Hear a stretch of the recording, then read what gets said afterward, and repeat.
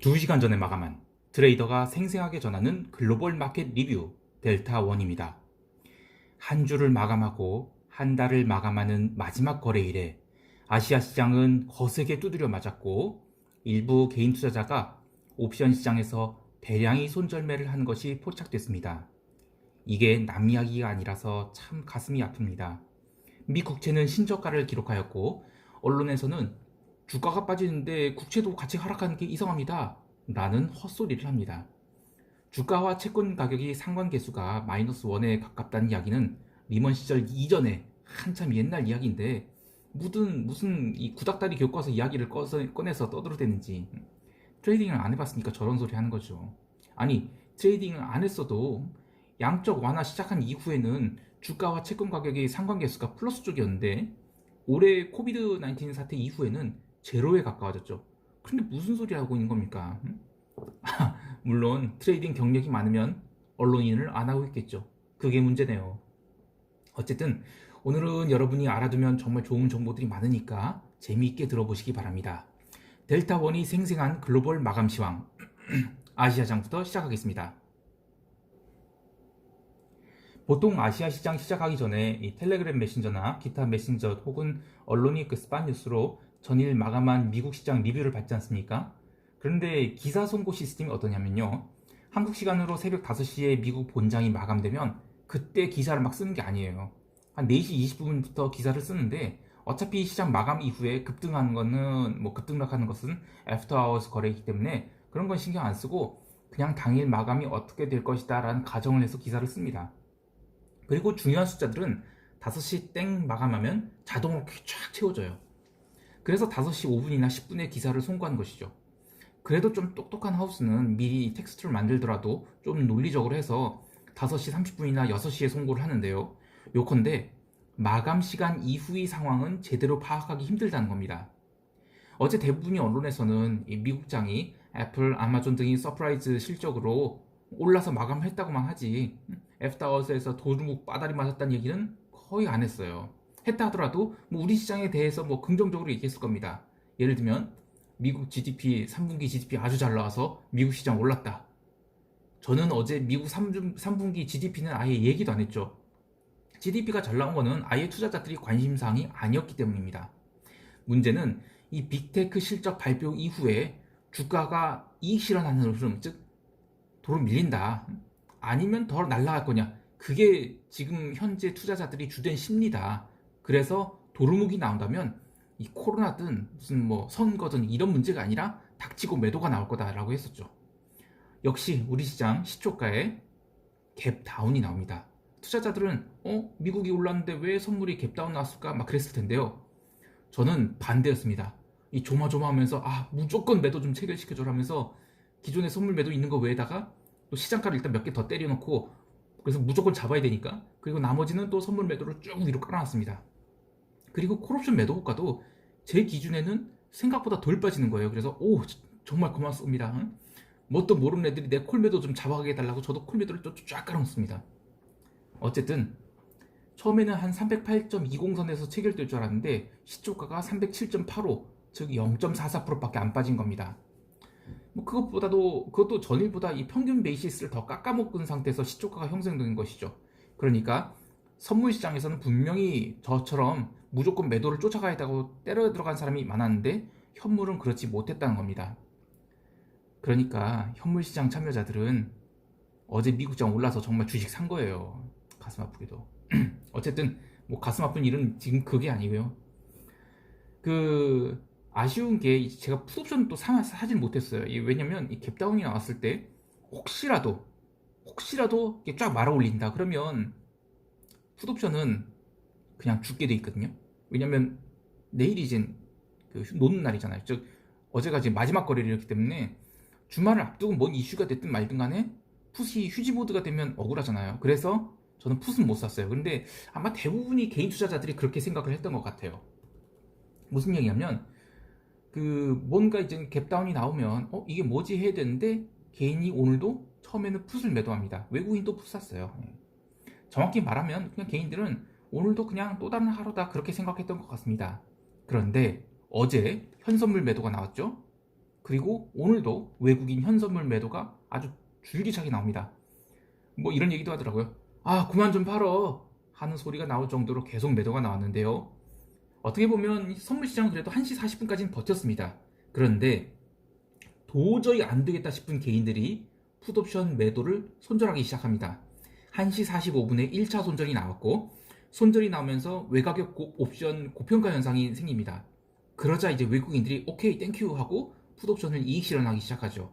그리고 오후 2시에 하락이 가속되자 2시 40분에는 2차 손절이 나왔는데, 개인들이 무려 3만 계약을 손절매합니다.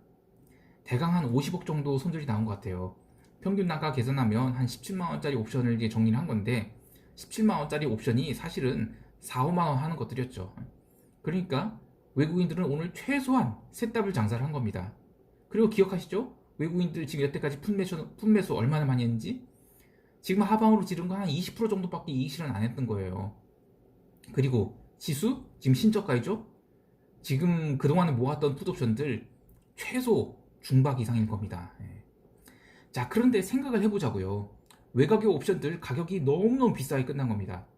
지금 잔존일이 거래일로 한 10거래일밖에 안 남았잖아요. 그런데 옵션 가격은 무슨 종합주가지수 2000을 깰 듯이 움직인 거예요. 왜 이렇게 끝났을까요? 개인이 바보라서 옵션을 저렇게 비싼데도 손절매를 했을까요? 아니요. 망할 증거금 제도 때문에 그렇습니다. 한편으로는 망할 증거금이 아니라 참 고마운 증거금 제도죠. 여러분이 일반적인 그 옵션 거래를 할 때는 증거금 제도를 그렇게까지 깊이 몰라도 되지만, 이 금융공학을 한다고 하면 증거금 제도에 대해서 아주 깊은 이해가 필요합니다. 한국이 증거금 제도는 이 만들어질 당시 일본이 것과 미국이 것을 짬뽕해서 만들어서 아주 독특하면서도 좀 허점이 있습니다. 너무 깊이 이야기하면 재미도 없고 또 시황 이야기할 때 배가 산으로 가니까 여기서 마치지만, 요지는 오늘 개인 투자자들은 이 추가 증거금 납부, 이른바 마진콜이 걸릴까봐 손절을 한 겁니다. 돈 안 내고 마진콜을 피하는 방법도 있어요. 그런데 그거는 말할 수 없습니다. 아무튼 오늘 개인들은 약 50억 원 정도의 손실을 기록했습니다. 오늘 하루만에요. 그리고 앞으로도 더 그럴 것 같아서 걱정입니다. 사실 시가총액이 빠지는 규모가 있는데 무슨 50억 손실이 무슨 의미가 있냐? 주식은 한참 빠진 건데요. 그런데 주식은 내려갔다 올라올 수 있잖아요. 옵션은 해지를 위한 상품입니다. 주가 떨어졌으면 그래도 이익을 보고 앉아 있어야 되는데, 옵션 한다는 사람이 주가 떨어졌을 때 같이 손실 보고 앉아 있으면 얼마나 고통스럽겠습니까? 오늘 주식 다 빠졌잖아요. 그래서 주식 매니저끼리는 같이 술도 먹고 하면서 위로도 할 수 있겠는데, 주가가 하락했는데 나 옵션에서 손실 났다고 하면 아유 바보 이런 소리밖에 듣겠어요? 그러니 누구한테 얘기도 못하고 마음속으로 삭히고 한강을 가고 싶어하는 겁니다. 뭐 이렇게 디테일하게 잘하냐고요? 사실 저희 10년 전 모습입니다.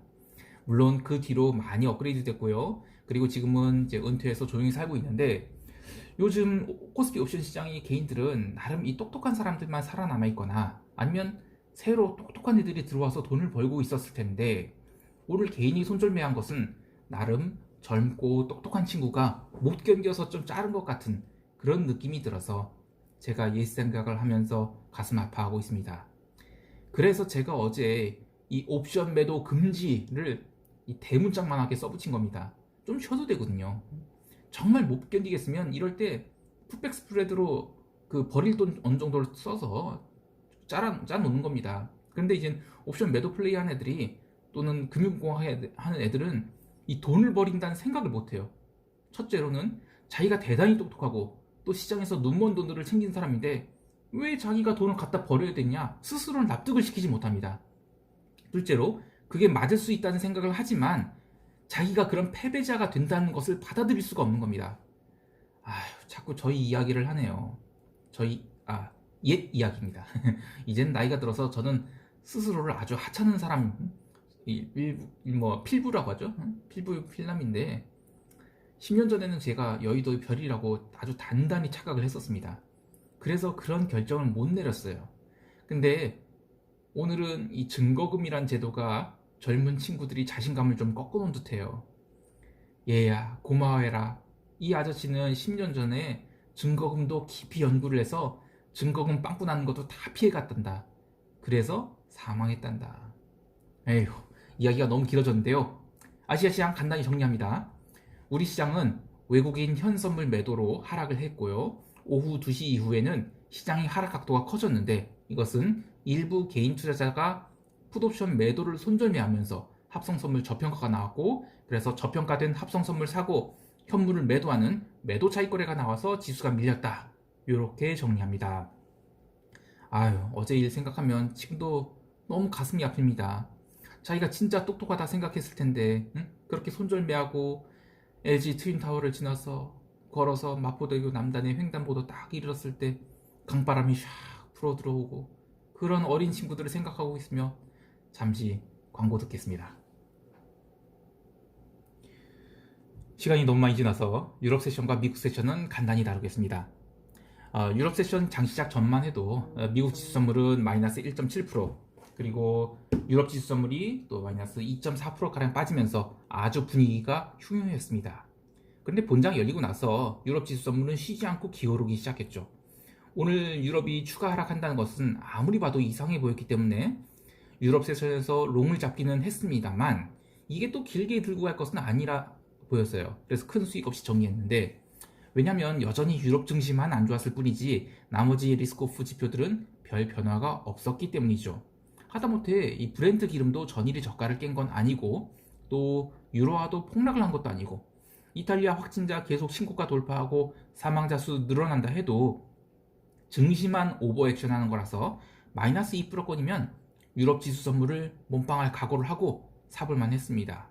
물론 오버나잇이 아니라 일중 거래로만요. 그러면서 사실 제가 해지로 다른 종목을 손댔는데 해지가 해지랄이 됐죠. 헛지랄. 뭘로 해지를 했는지는 부끄러워서 얘기를 할 수 없지만, 어쨌든 가끔은 이 시장에서 해지 없이 델타를 오픈하는 게 나을 때도 있습니다. 특히 변동성이 큰 시장에서는 수량을 줄이되 해지 같은 거는 안 하는 게 나을 수도 있습니다. 왜냐면 이 종목 간 상관 계수가 기존의 로직에서 벗어날 때가 많거든요. 그러니까 이른바 자기 마음대로 움직이는 시장이 됩니다. 그러면 그냥 자기가 보이는 종목 그 하나만 손대는 게 낫습니다. 어쨌든 유럽 시장에서 지수는 시초가가 거의 저가권이었고, 그 뒤로 전일 종가 부근까지 올라와서 끝났는데요. 변동성이 빠졌다고는 하지만 여전히 높은 상태입니다. 다음 주 월, 화까지는 리스크 관리하셔야 됩니다. 그리고 계속 채권 시장 보는데요. 미 국채 어제 심하게 밀렸죠. 유럽 채권도 상대적으로 강세를 유지하고는 있습니다만 조금씩은 약세를 보이고 있습니다. 유럽 시장에서 발표된 유로존 GDP라든지 소비자 물가 지수는 시장에 영향을 미치지 않았습니다. 이제 미국 세션 가봅니다.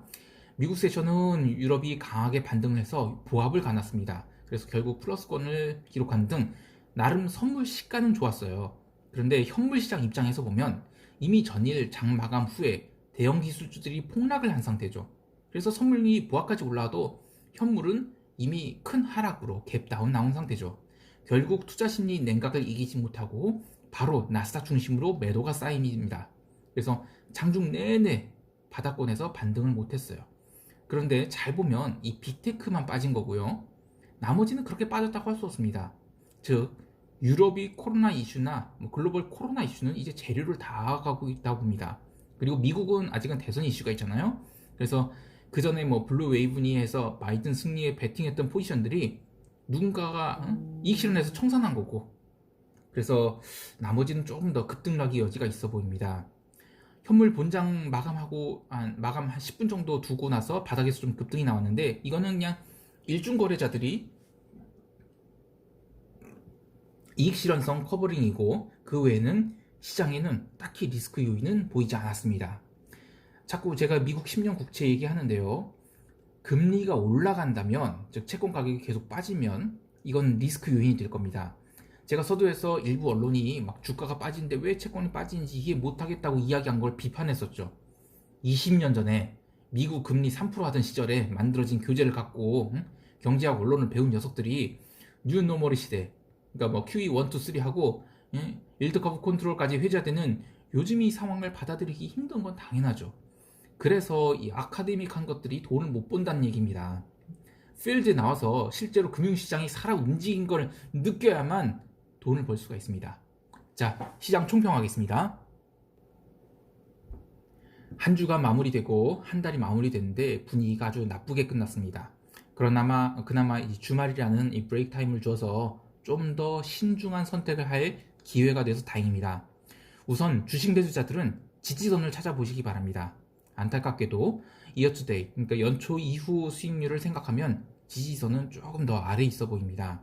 그래서 더욱 신중하게 포지션을 잡으셔야 하고요. 그리고 대선 이슈가 끝난다 하더라도 저는 시장이 바로 안도 랠리를 펼칠 것 같지 않아요. 그래서 좀 더 몸집을 가볍게 가져가야 되겠습니다. 또한 지금 시장은 증시에만 국한된 조정입니다. 물론 저도 그렇게 보고요. 그런데 혹시라도 리스크가 확산될 가능성은 잊지 말고 챙겨보시기 바랍니다. 오늘은 제가 옛 추억에 사로잡혀서 말이 참 너무 많았죠. 양해 구합니다. 즐거운 주말 되시고요. 이상 델타원이었습니다. 쉐린, 오랜만에 인사해야지. 그때 마포대교 갔을 때 생각이 나시는군요. 근데 아저씨 많이 컸네요? 뭔 소리냐 이 녀석아.